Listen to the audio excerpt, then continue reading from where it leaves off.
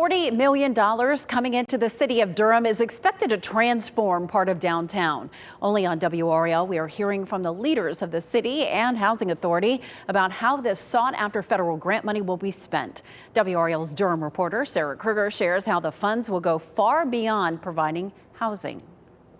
The Durham Housing Authority CEO believes this is the largest grant that it has ever received. While the bulk of the funding will go toward redeveloping housing, there's a significant portion that will go toward bridging this part of downtown with Hayti on the other side of the freeway.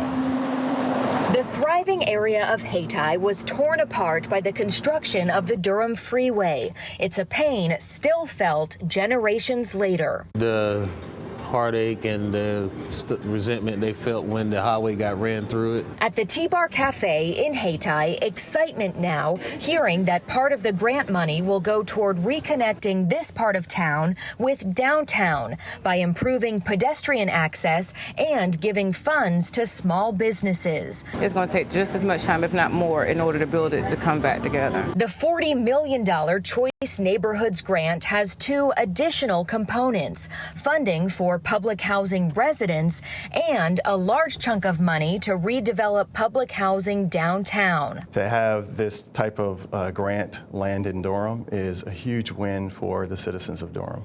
Durham Housing Authority CEO Anthony Scott says the housing funds will go toward an existing project on this 15-acre site, allowing them to keep up with rising construction costs. And this will allow us to fill some much-needed gaps for the financing that we need to make these units affordable. The new development will have public housing, workforce, and market rate units all owned by DHA.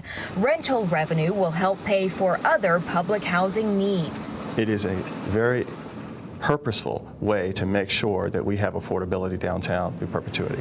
Durham's Mayor Elaine O'Neill believes the grant will have the power to not only transform, but to heal. There are lots of communities in Durham that have been left behind the growth that we've seen in other parts of Durham.